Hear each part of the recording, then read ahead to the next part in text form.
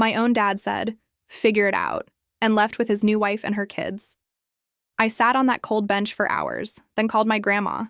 She arrived with lawyers. When he got back, his bank accounts were frozen and his house was empty. Okay, listen. Because this isn't just a story. It's a gut-wrenching, jaw-dropping true story that still sends chills down my spine, even all these years later. It's about a man who thought he could just discard his daughter like trash, never realizing that his ultimate betrayal would become her greatest liberation, leading him straight to an 18-year prison sentence. I was 14, just a kid, when my dad drove me to Central Station. I remember the car feeling suffocatingly quiet, thick with all the things we weren't saying, pressing against my chest like a physical weight. I stared out the window, watching the familiar streets of our neighborhood blur, having no idea I was seeing them for the very last time. My worn backpack, stuffed with essentials for what Dad vaguely called a little trip to sort things out, sat heavy between my feet. "Dad, are we going to be back before Monday?" I asked, trying to break the silence. "I have that history presentation. The one about the Civil War I've been working on for weeks, remember?" His knuckles went white on the steering wheel. "You'll figure it out, Mia." That cold, dismissive tone sent a shiver down my spine. This wasn't the dad who used to stay up late helping me with projects. This was the stranger he'd become since marrying Sharon 6 months ago. "Just stop talking for a minute, okay? I need to think." I swallowed hard, the bitter taste of stale coffee from the cup I'd grabbed at my mom's before he'd picked me up, coating my tongue. She'd been passed out on the couch again, a glass city of empty wine bottles on the coffee table. Dad had looked at her with such disgust, muttering, "No wonder," under his breath. The train station loomed ahead, its red brick facade and clock tower looking like something out of an old movie. He pulled into the drop-off zone, not even bothering with the parking lot. My stomach twisted. "Aren't you coming in with me?" I asked as he popped the trunk. He was already out of the car, hauling my backpack out with unnecessary force. I scrambled to follow, my legs shaky in the November wind that cut through my thin jacket, the one Sharon had said made me look homeless at Thanksgiving. "Here," he said, shoving the backpack at me, his eyes darting towards the entrance, then his watch. "You're 14, Mia, old enough to figure things out." "Figure what out?" I wanted to scream. "You haven't even told me where I'm going, that's—" When I saw them. Sharon stood just inside the glass doors, her perfectly manicured hand resting on her daughter Brittany's shoulder. Brittany, 12, blonde like her mother, wore a designer coat I'd only ever seen in store windows. Sharon's son, 8-year-old, Connor, was engrossed in his phone. Sharon caught my eye and smiled. Not a warm smile, but that cold, triumphant smirk I'd seen her practice in mirrors when she thought no one was looking. "Dad?" My voice came out small, fragile. He was already walking toward them, not looking back. His hand found Sharon's waist, pulling her close as he kissed her cheek. Connor looked up, and Dad ruffled his hair affectionately, just like he used to do mine. "Dad!" I called louder, panic rising in my throat like floodwaters. "Dad, you haven't given me a ticket. Or money, Dad." An elderly woman gave me a concerned look. A businessman in a gray suit stepped around me, annoyed. But Dad didn't turn around. He guided his new family toward the exit, Brittany glancing back at me once with something that might have been pity. Or maybe, just maybe, satisfaction. Then they were gone. I stood there, frozen in the middle of the busy station, my backpack a crushing weight on my shoulders. This wasn't happening. It couldn't be happening. Any second now, Dad would come back, laughing about what a terrible joke this had been. Any second now. But the seconds stretched into minutes. 5, 10, 20. A station guard, his uniform, neat, approached me. "Young lady, are you waiting for someone?" "My dad," I said automatically. He forgot something. He'll be right back." The guard's brown, kind eyes, behind wire-rimmed glasses, took in my backpack, my panicked expression, the way I kept staring at the door. "Would you like to sit down while you wait? There are benches over there." I nodded, my voice gone, and stumbled toward a cold metal bench near the ticket windows. The backpack slumped beside me. I finally looked inside it properly. One change of clothes, my phone charger, a hairbrush, my history textbook, and a crumpled $20 bill I'd been saving from babysitting. $20. That was all I had. The station buzzed around me, families reuniting, business people rushing, teenagers laughing. Everyone had somewhere to go, someone expecting them. Everyone, it seemed, except me. My phone, cracked from when I dropped it last month and Dad said it wasn't worth fixing, showed 3:47 p.m. I scrolled through contacts, each name a tiny disappointment. Mom would be drunk until tomorrow. My best friend Emma was in Florida. Other kids from school? We weren't close enough for this. Then I saw it. A contact I'd almost deleted a dozen times but never could. Grandma Helen. Dad's mom. The woman he'd cut off 2 years ago after some fight about money and meddling. The grandmother who used to bake me cookies and teach me card games on rainy Saturdays. My stomach rumbled. I unwrapped a granola bar I found, probably from a school field trip, and ate it slowly, making it last. 4:15 p.m. The early November darkness was already creeping in. The station closed at midnight. Then what? The thought of spending the night on the streets made me feel like I might throw up. A family walked past, all holding hands. The youngest, maybe 5, was crying about being tired. Her father scooped her up, settling her on his shoulders, and she giggled through her tears. That's when I broke. The tears came silent at first, just hot tracks down my cheeks.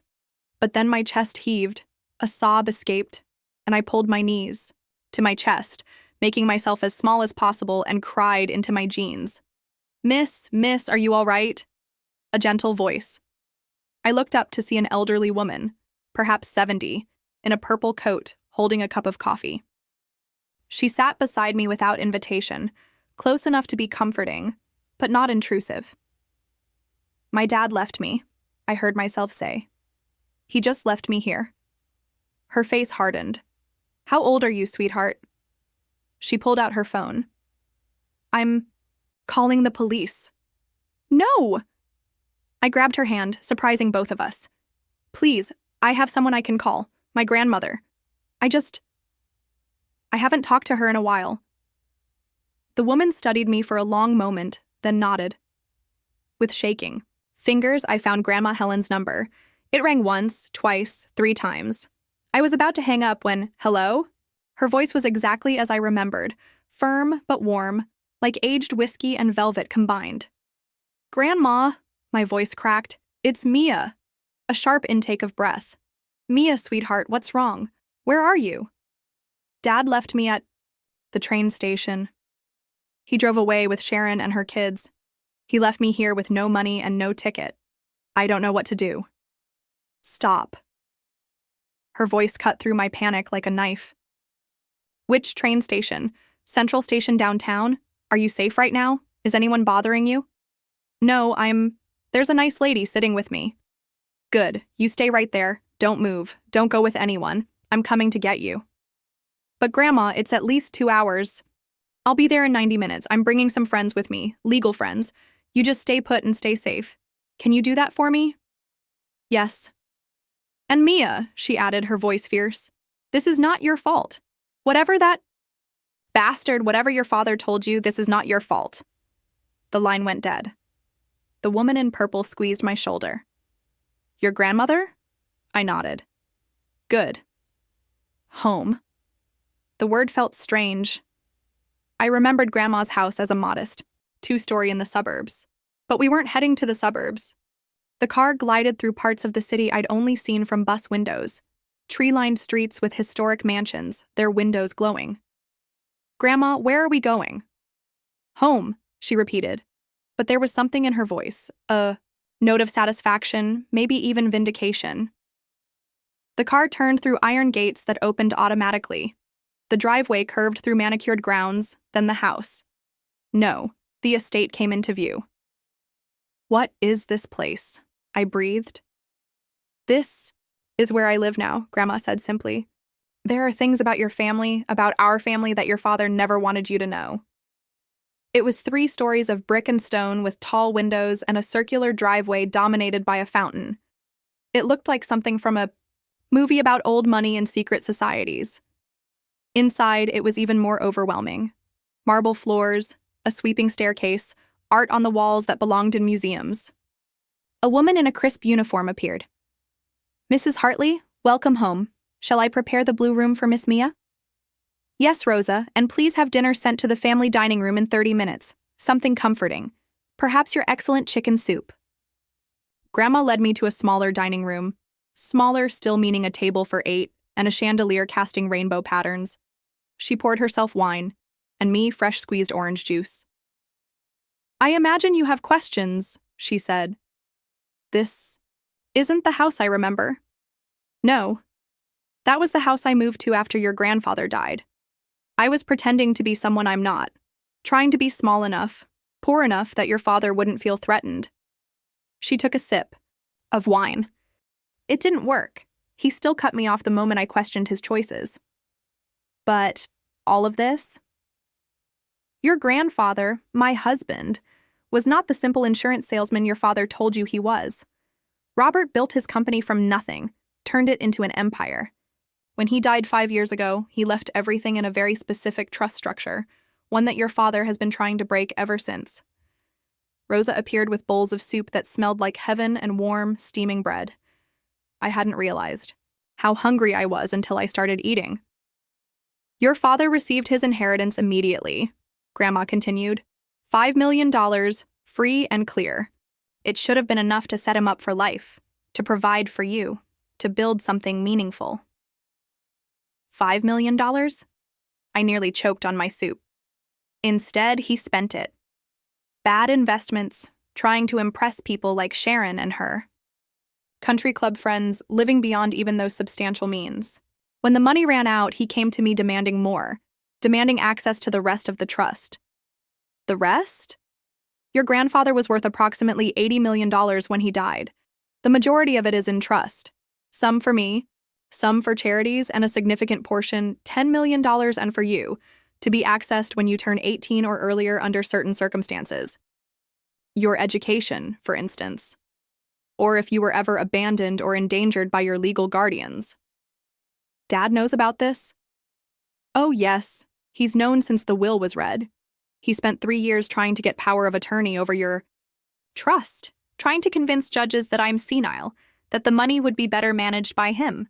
Her smile was sharp. He never expected me to fight back, never expected me to have kept such careful records of his attempts. Is that why he cut you off? Because you wouldn't give him my money? Partially, but also because I started asking questions about you. Whether you were being properly cared for, whether the money he claimed to need for your expenses was actually being spent on you. She reached across the table to take my hand. I hired a private investigator 6 months ago when he stopped letting me see you. I knew about Sharon before their wedding was announced. I knew about the debts he was hiding. I knew he'd been fired from his job and was pretending to go to work every day. What I didn't know, what I never imagined, was that he would abandon you like this. After dinner, she led me upstairs to the blue room. It was 3 times the size of my bedroom. At Mom's, with its own bathroom and a window seat overlooking the gardens. Fresh pajamas were laid out, somehow in my size. Rosa has a talent for these things, Grandma said. There are more clothes in the closet. We'll go shopping properly tomorrow. Grandma, I don't understand. Why didn't you tell me any of this before? She sat on the edge of the bed, suddenly looking every one of her 70-plus years. It was 3 years. Your father forbade it. And as long as he had custody, I had to be careful. Any wrong move and he would have disappeared with you entirely. I've been waiting, gathering evidence, preparing for the day he made a mistake big enough that no court would side with him. Her eyes hardened. I just never thought his mistake would be this cruel. She pulled an envelope from her pocket, aged and yellowed at the edges. This is for you. Your grandfather wrote it before he died with instructions that you should receive it when you were old enough to understand. My name was written on the front in shaky handwriting. Inside, the letter was dated just a month before he died. My dearest Mia, it read, if you are reading this, then you are old enough to understand that family is complicated, that love and money can become tangled in ugly ways, and that sometimes the people who should protect us become the ones we need protection from. I am not long for this world, but I go knowing that I have done what I can to secure your future. The money I've left for you is not just currency. It's freedom. Freedom to pursue your education without debt. Freedom to take risks in your career. Freedom to leave situations that don't serve you. Your father is my son, and I love him, but I know his weaknesses. I've watched him mistake wealth for worth. But I couldn't sleep. I sat in the window seat, looking out at the gardens lit by moonlight, my mind racing. Everything I believed about my family, about our situation, had been a lie. We weren't struggling. Dad wasn't a victim of bad luck. He'd had everything and thrown it away. And now he'd thrown me away too. My phone buzzed. An Instagram notification.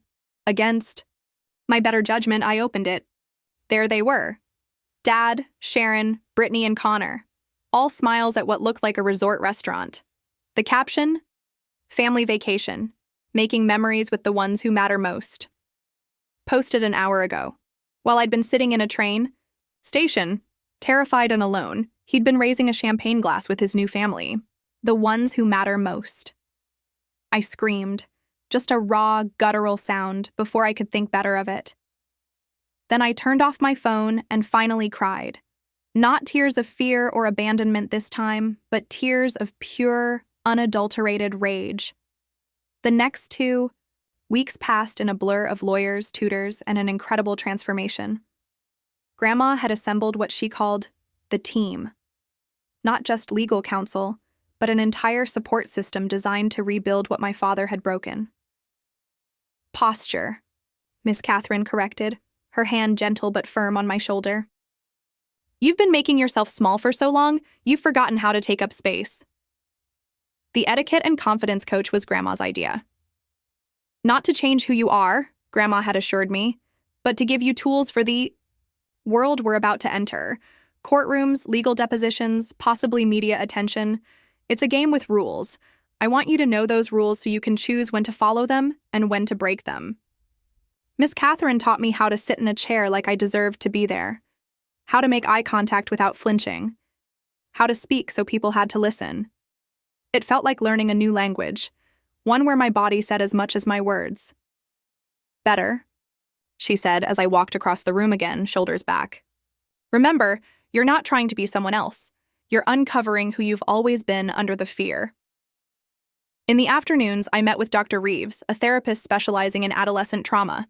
His office was in the east wing of the house set up specifically for these sessions. I don't want you to think I'm weak, I told him during our 3rd session. Needing help isn't weakness, Mia.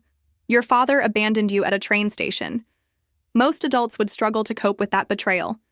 The fact that you're here, working through it, shows incredible strength. I still dream about the station, I admitted, about waiting for him to come back. Do you want him to come back in the dreams? I thought about it. No, I want him to see me not needing him to come back. Dr. Reeves smiled slightly. That's a powerful shift in perspective. The legal preparation was the hardest part. Mr. Chin and his team had commandeered what Grandma called the war room, a conference room where boxes of documents covered every surface. Financial records, emails, text messages, even social media posts. This is from 3 months ago. Ms. Rodriguez, one of the younger lawyers, showed me a printed email exchange. Your father explicitly told your mother he was taking full custody because, and I quote, "The kid is worth $10 million at 18 and I'm not letting that slip away." The kid. Not even my name, I murmured. Can we use this? Oh yes, Mr. Chin said with satisfaction. This establishes clear financial motive for seeking custody combined with the abandonment. It's a slam dunk. But it wasn't just about building our case. I want you to understand every aspect of what's happening, Grandma insisted. Knowledge is power. Your father kept you ignorant because ignorance made you vulnerable. Never again. So I learned about trust funds and fiduciary duty, custody law, and financial fraud. I learned that my father had taken out credit cards in my name when I was 12, running up debt that Grandma's lawyers were now untangling. I learned he'd been telling people for months that I was troubled and difficult, laying groundwork for some plan I didn't yet understand. He was going to have me declared incompetent, wasn't he? I asked Mr. Chin one afternoon. When I turned 18, he was going to try to get permanent control of my trust.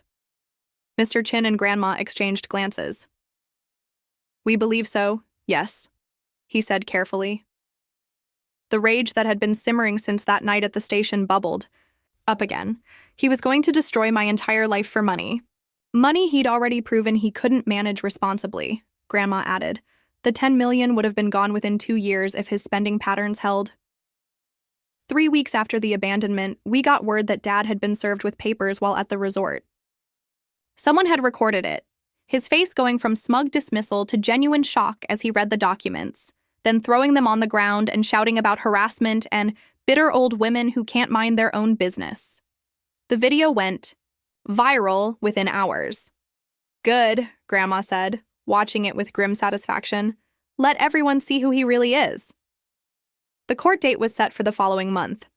Dad hired an expensive legal team, probably borrowing against future expectations or convincing Sharon to invest in his defense. His lawyers filed a counter motion, claiming Grandma had kidnapped me and was manipulating a vulnerable child. Let them come, Mr. Chin said confidently. We have everything documented, including the security footage from the train station. There's footage? I hadn't known. Oh yes, crystal clear. Him walking away while you call after him. You sitting alone for hours. Very compelling evidence. But Dad wasn't going down without a fight. He started a campaign of his own, calling extended family members with his version of events. According to him, I had been out of control, violent towards Sharon's children, and he'd simply been taking me to a therapeutic boarding school when I'd run away at the station. Some relatives believed him, others didn't. The family fractured into camps, and my phone filled with messages ranging from support to condemnation. Block them all, Grandma advised. Their opinions don't matter. Only the truth matters. But the truth was becoming a weapon of its own. Miss Rodriguez discovered that Sharon's first husband had filed similar complaints about financial manipulation when they divorced. Dad's business partners came forward with stories of unpaid loans and broken contracts. Even Brittany's teacher reached out, concerned about behavioral changes since the marriage and willing to testify about bruises she'd noticed. He's not just a bad father, I said one night, reading through the accumulated evidence. He's a bad person. Yes, Grandma said simply. And it's time the world knew it. The local news picked up the story first. Abandoned teen fights back against father's betrayal. Then the national outlets. My name was kept out of it due to minor protection laws, but Dad's wasn't. Neither was Sharon's. Their perfect family image crumbled in real time. Sharon's country club friends distanced themselves. The private school questioned whether Brittany and Connor should continue attending. The resort where they'd been celebrating while I sat abandoned actually banned them from returning. Dad tried to call me once, 2 days before the first hearing. Grandma had warned me he might, and I was prepared. Mia, sweetie. His voice was different now. Desperate, cajoling. This has all been a huge misunderstanding. You know I would never...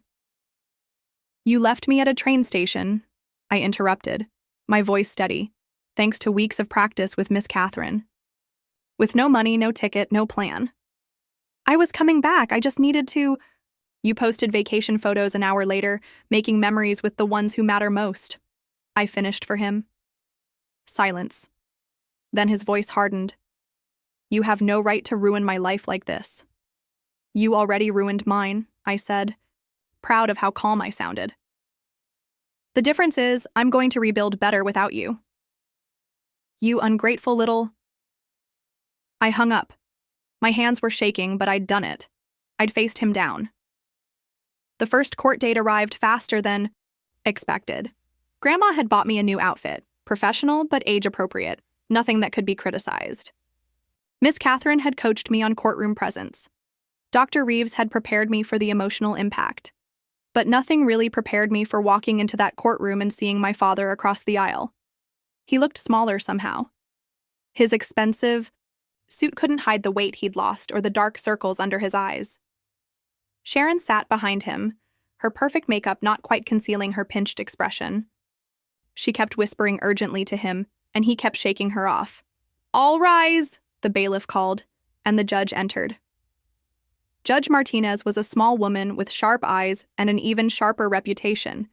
She reviewed the initial filings while the courtroom held its breath.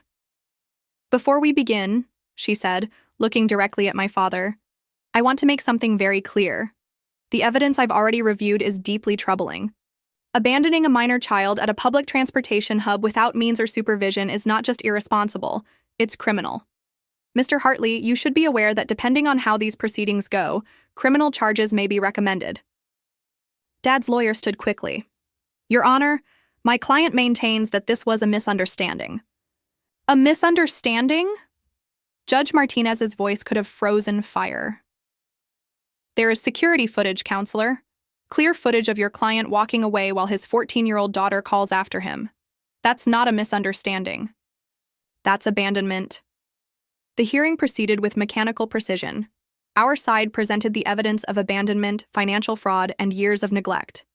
Their side tried to paint me as troubled, Grandma as manipulative, the whole situation as blown out of proportion. Then came the moment I'd been dreading and anticipating in equal measure. My turn to speak.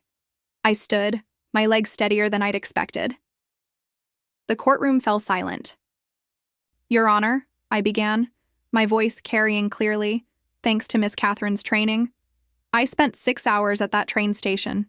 6 hours wondering what I'd done wrong.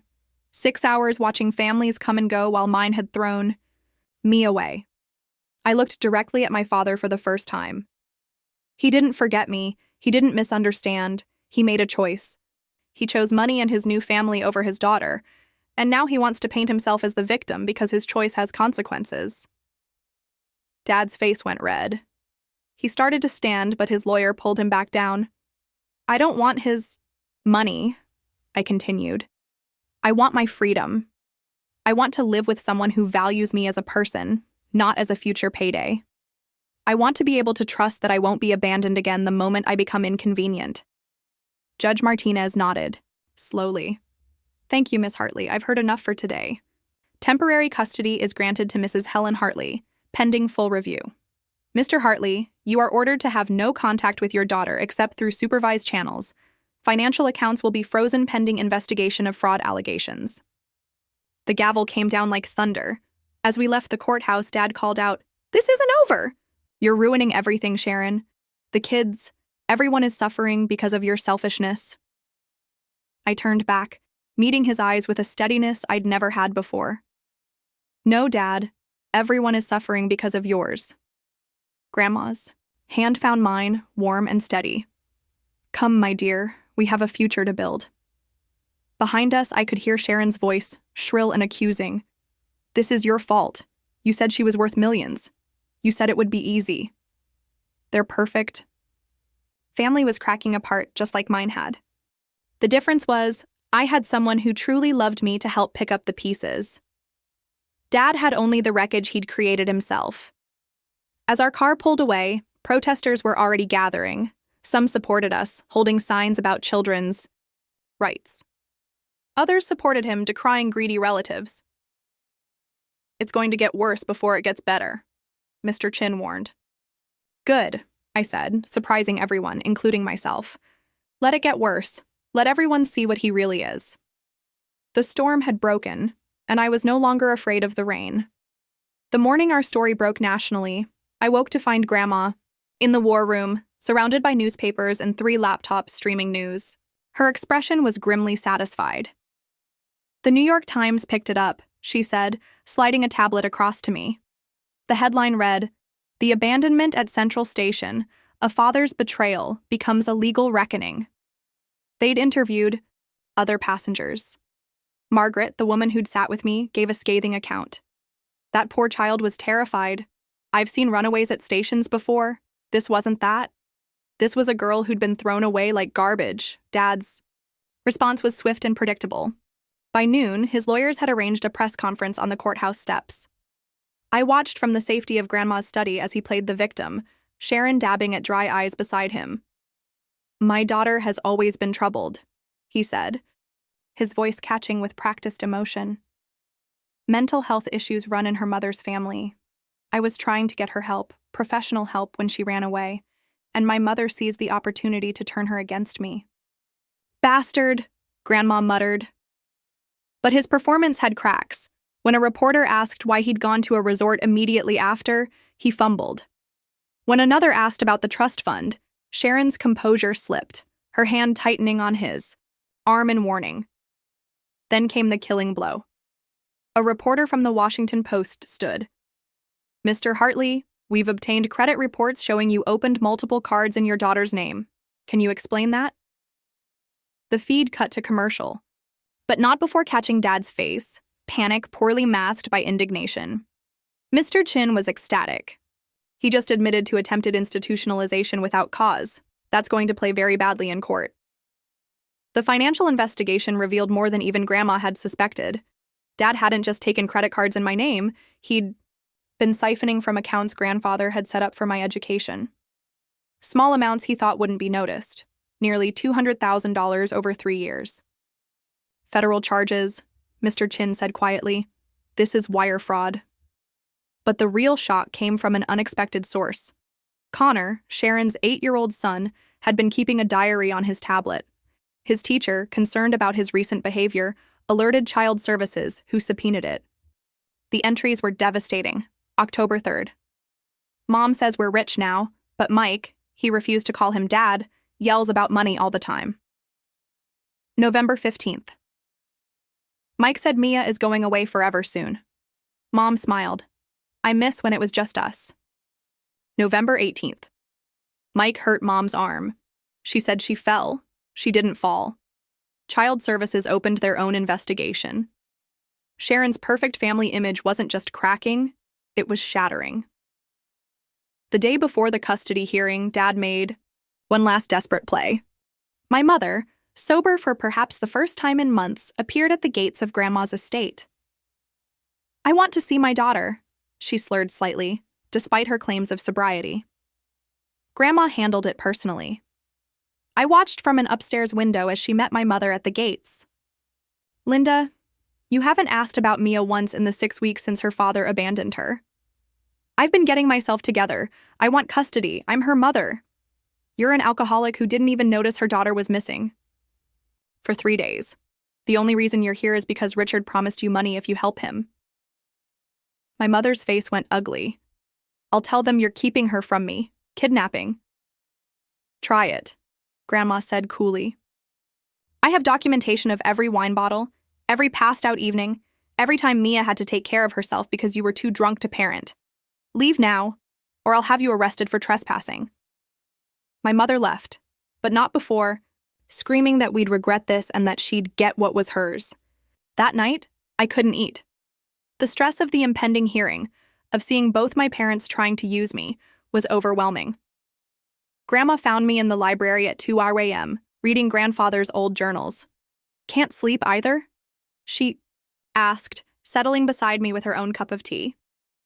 "I found the entry from when I was born," I said, showing her the page. He wrote, "Mia arrived today, perfect and innocent. I pray the world is kind to her." I choked up. "He loved you very much, more than my actual parents, apparently." "Biology doesn't determine love, sweetheart," Grandma said. "Real family is chosen, through actions, not just blood." The custody hearing arrived with a media circus. Reporters, photographers, even protesters on both sides. Someone had made Justice for Mia t-shirts. Someone else had Family Values Matter signs with my father's picture. Inside the courtroom, the tension was suffocating. Dad had lost more weight, his suit hanging loose. Sharon sat 2 rows behind him. They'd been fighting publicly enough that their united front had crumbled. Her children were notably absent. Judge Martinez called the court to order. "I've reviewed extensive evidence in this case. Financial fraud, child abandonment, attempted manipulation of a minor's trust fund. Mr. Hartley, before we proceed, do you have anything to say?" Dad stood, and for a moment I saw something in his eyes. Regret? or just regret it being caught? "I'm not perfect," he began, "but I'm her father. Doesn't that count for something?" "Being a father is more than biology," Judge Martinez replied. "It's showing up. It's protection. It's putting your child's needs above your own. Can you honestly say you've done any of that?" The silence stretched until it snapped. Then Dad exploded. "She's sitting on $10 million. $10 million! And I'm supposed to struggle while she lives like a princess. It's my father's money, my inheritance." "Actually," Mr. Chin stood smoothly, "it's Mia's inheritance. Your father was very clear about that, and your struggles are of your own making. Gambling debts, poor investments, living beyond your means, even with $5 million. That's not—" Dad turned to me, his mask finally completely off. "You ungrateful brat, I raised you. I deserve—" "Mr. Hartley!" Judge Martinez's gavel cracked like thunder. "One more outburst and you'll be held in contempt." But the damage was done. Everyone had seen the real him. The Washington Post article that ran the next morning included a photo that would haunt my father forever. His face contorted with rage, finger pointing at me while I sat quietly beside my grandmother. The headline, "Unmasked Father Shows True. Colors in Custody Battle." The public response was swift and brutal. His business contacts severed ties. Sharon filed for separation, citing irreconcilable differences and previously unknown financial fraud. Even his own brother, Uncle Keith, released a statement distancing himself from Richard's inexcusable actions. But Dad wasn't done fighting. Cornered animals rarely are. The call came at 3 a.m., 2 nights after the hearing. Not to my phone. He was legally barred from contacting me. But to Grandma's landline. "You poisonous old witch." His voice was slurred, drunk. "You've destroyed everything. My marriage, my reputation, my life." Grandma had it on speaker, recording. "Richard, you're violating the restraining order." "I don't care about your restraining order. You turned my daughter against me. You and your money, always dangling it like a carrot, making me dance." "I never made you do anything. Every choice was yours.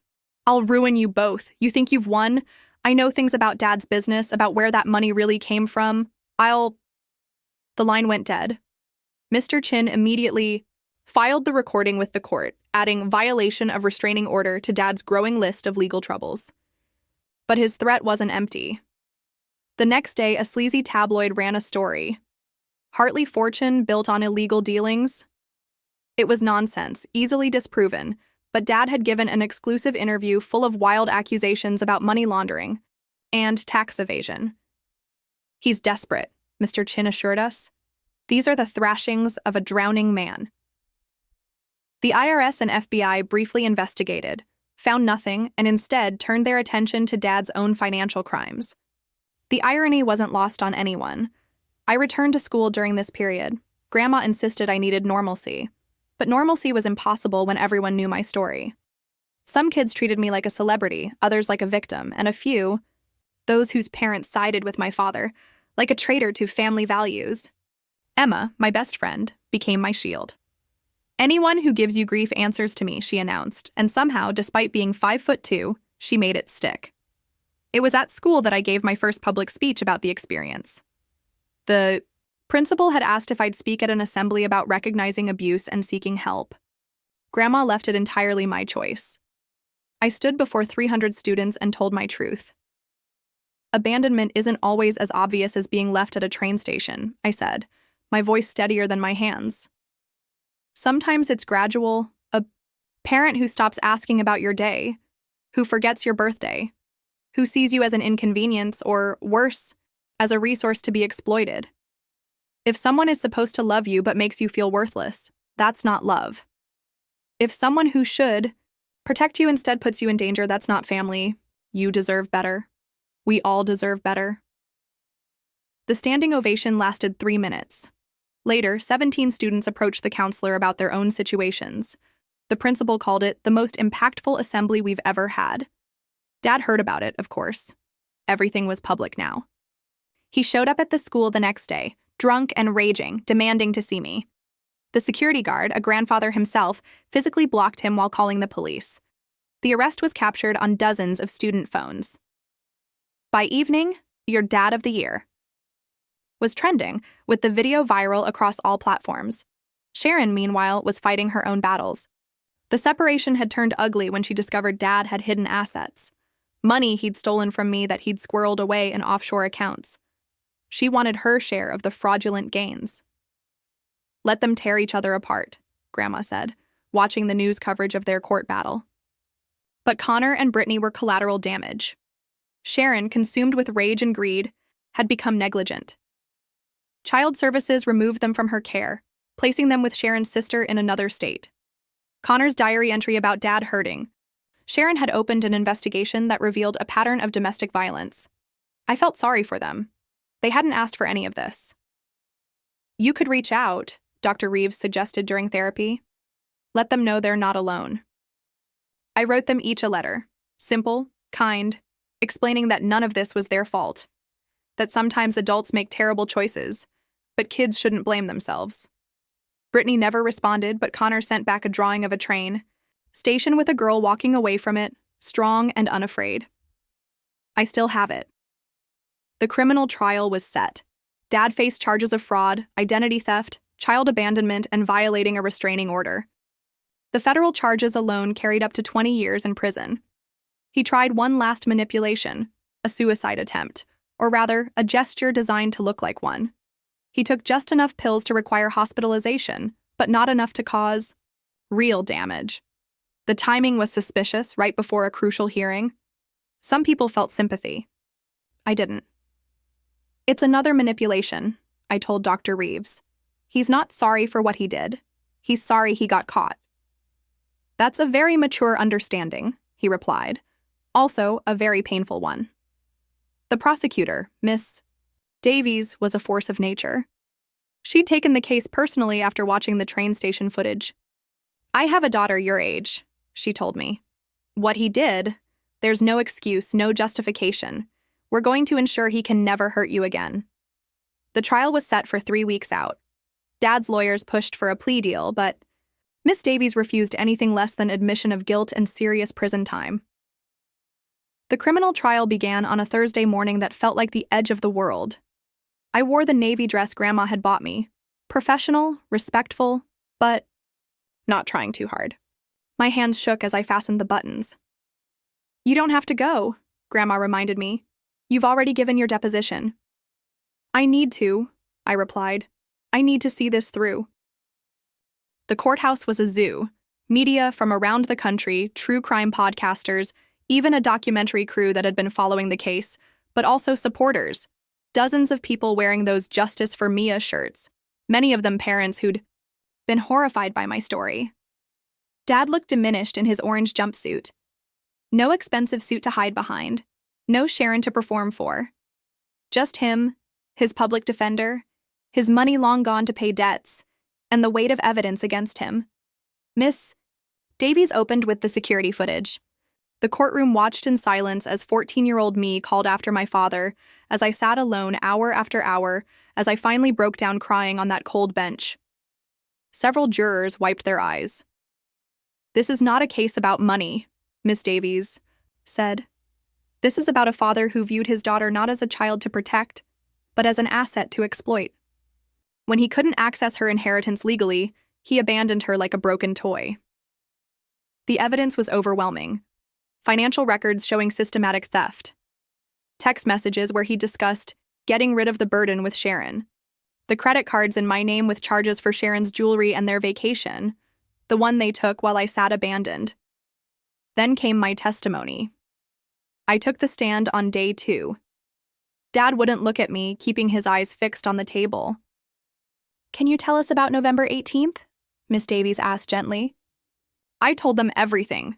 The silent car ride, the confusion, the moment I saw Sharon and her kids and understood I was being discarded, the hunger, the fear, the kind stranger who bought me food, the relief when I heard Grandma's voice.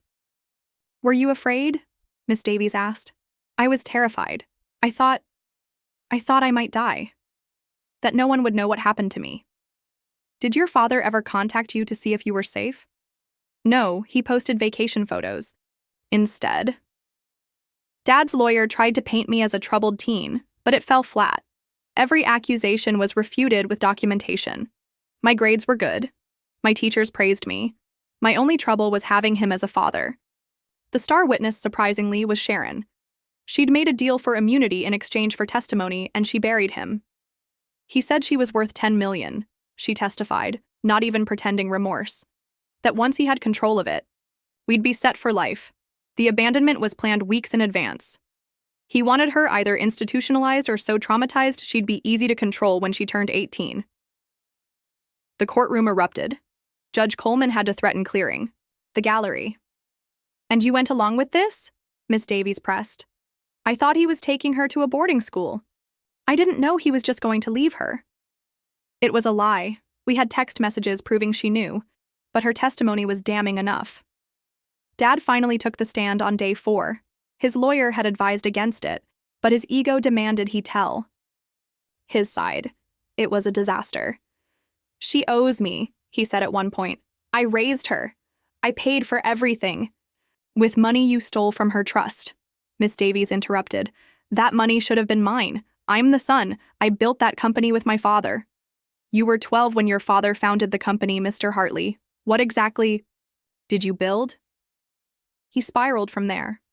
Blamed Grandma, me, Sharon, everyone but himself. When shown the train station footage, he actually said, "She looks fine. I don't see what the big deal is." A juror audibly gasped. The verdict took 2 hours, guilty on all counts. The sentencing was scheduled for the following month. The maximum was 25 years, the minimum was 8. In those weeks between verdict and sentencing, Dad tried everything. He wrote letters. To me through his lawyer. Blocked. He gave a jailhouse interview claiming innocence. It only made things worse when he accidentally admitted to crimes they hadn't even charged him with. He had his brother try to negotiate with Grandma. She refused to even take the call. The day of sentencing, I gave a victim impact statement. I'd written it 17 times, each draft angrier than the last, until finally I found the words that were true. "You were supposed to protect me," I said, looking directly at him for the last time. "That's the most basic job of a parent. Keep your child safe. You didn't just fail at that. You were the danger I needed protection from. I spent years wondering what I did wrong, why I wasn't good enough, why you couldn't love me the way you loved Sharon's kids. But I understand now. You never loved any of us. You only love yourself. I'm not asking for the maximum sentence because I want revenge. I'm asking for it because somewhere out there is another 14-year-old girl with a father who sees her as a resource instead of a daughter. And maybe if he sees what happened to you, he'll think twice. You abandoned me at that train station, but you set me free. I found a real family, real love, real support. I'm going to college next year, early admission to Yale. I'm going to study law to help kids like me. I'm going to take grandfather's name. Mia Blackwood, not Hartley. You thought you were throwing me away, but you just revealed who you really are. And now everyone knows." Dad tried to speak, to respond, but Judge Coleman cut him off. "Mr. Hartley, I've overseen many cases in my career, but rarely have I seen such calculated cruelty toward a child. You abandoned your daughter in pursuit of money that was never yours. You stole her identity, her security, and tried to steal her future. I sentence you to 18 years in federal prison with no possibility of early release for the first 10. Upon release, you will have no contact with your daughter unless she initiates it.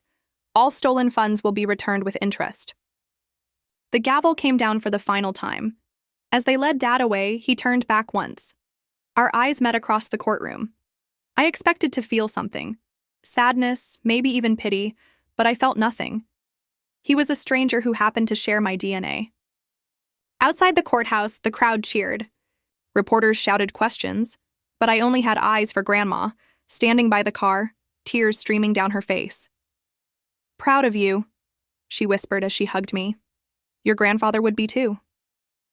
Sharon disappeared after the trial. Rumors say she left the country.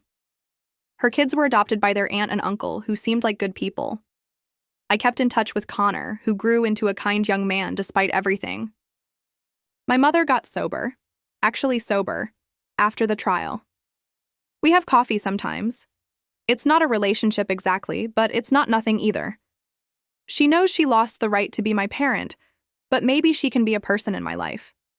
The trust fund became mine on my 18th birthday, but I barely touched it.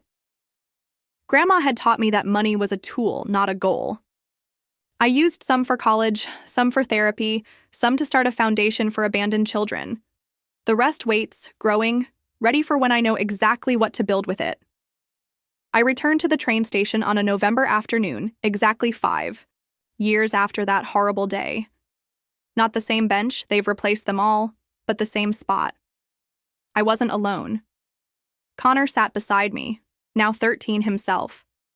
He'd asked to see where it happened, to understand the story that had reshaped both our lives. "Were you really here for 6 hours?" he asked. 6 hours and 14 minutes, I confirmed. I know because I watched every minute tick by on that clock. I pointed to the old clock tower, still keeping perfect time. "I'm sorry. My mom was part of it," he said quietly. "You're not responsible for your parents' choices," I told him. "Trust me, I learned that the hard way." We sat in comfortable silence, watching travelers rush past, families reuniting, others saying goodbye. Normal people living normal lives. "Mia," Connor asked, "do you ever wonder what would have happened if he'd come back? If he'd changed his mind?" I thought about it. Really thought about it for the first time in years. I would have gone with him, I admitted. I was so desperate for him to love me, I would have forgiven anything, and that would have been the real tragedy. Spending my whole life begging for love from someone incapable of giving it. My phone buzzed. A text from Grandma. "Dinner at 7. Made your favorite. Home. Real home, with someone who chose me not for what I was worth, but for who I was." "Come on," I told Connor, standing and shouldering my backpack. A designer one now. A gift from Grandma, though I still had that old worn one in my closet as a reminder. "Let's go home." As we walked toward the exit, I glanced back, once at that bench. The girl who'd sat there, terrified, abandoned, alone. She was part of me, but not all of me. She was the cocoon I'd emerged from, stronger and more myself than I ever could have been if Dad had been the father I'd needed. He was right about one thing that day at the station. I was old enough to figure it out, and I did.